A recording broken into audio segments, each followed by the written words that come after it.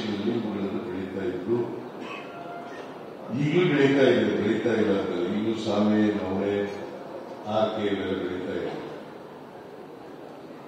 ಆದರೆ ಇವುಗಳಿಂದ ಆರೋಗ್ಯಕ್ಕೆ ಒಳ್ಳೆಯದು ಅಂತಕ್ಕಂಥದ್ದನ್ನು ಈ ಜನ ಅರ್ಥ ಮಾಡ್ತಾರೆ.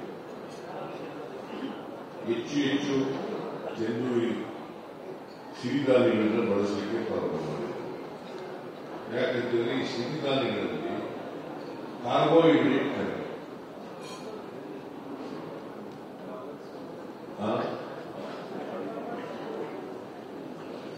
ಲವಣಾಂಶಗಳು ಜಾಸ್ತಿ ಇದೆ, ಮತ್ತೆ ನಾರಿನಂಶ ಜಾಸ್ತಿ ಇದೆ. ಇದರಿಂದ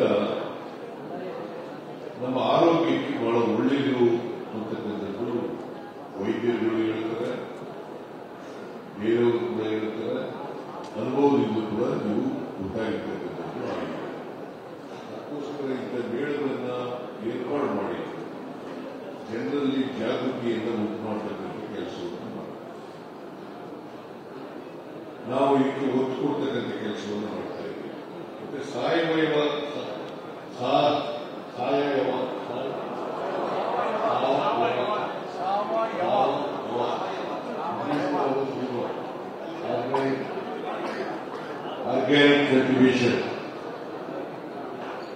ಆರ್ಗ್ಯಾನಿಕ್ ಕಲ್ಟಿವೇಶನ್ ಈಗ ಹೆಚ್ಚು ಹೆಚ್ಚು ಜನ ಆರ್ಗ್ಯಾನಿಕ್ ಕಲ್ಟಿವೇಶನ್ಗೆ ಹೋಗಿ ಪ್ರಾರಂಭ ಮಾಡಿದ್ದಾರೆ.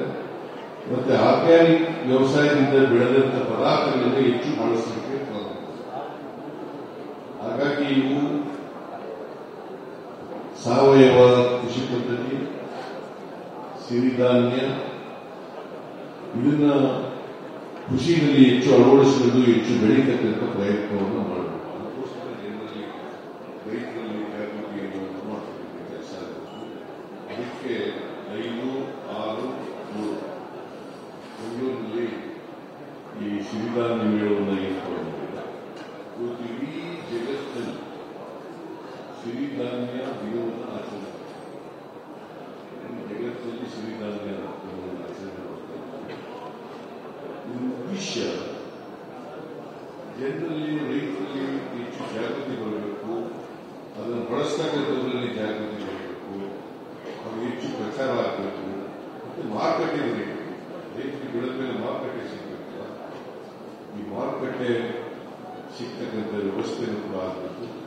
ಬಹುಶಃ ಈಗ ಮಾರುಕಟ್ಟೆ ನಿರ್ಮಾಣ ಆಗ್ತಾ ಇದೆ. ಯಾಕಂದ್ರೆ ಜನರು ಈ ಕಡೆಗೆ ಹೆಚ್ಚು ಕೊಂಡುಕೊಳ್ಳಲಿಕ್ಕೆ ಪ್ರಾರಂಭ ಮಾಡಿದರೆ, ಹೆಚ್ಚು ಬಳಸಲಿಕ್ಕೆ ಪ್ರಾರಂಭ ಮಾಡಿದರೆ ಮಾರುಕಟ್ಟೆ ಕೂಡ ಆಗ್ತದೆ. ಎಲ್ಲ ಕಡೆ ಹೋಗಿ ಕೇಳ್ತಾರೆ, ನಮಗೆ ಸಿರಿಧಾನ್ಯ ಕಡೆ ಸಾವಯವ ಪದ್ಧತಿಯಿಂದ ಬೆಳೆದ ಪದಾರ್ಥಗಳು ಕೇಳ್ತಕ್ಕಂಥ ಮಟ್ಟಿಗೆ ಇವತ್ತು ಬಂದಿದೆ.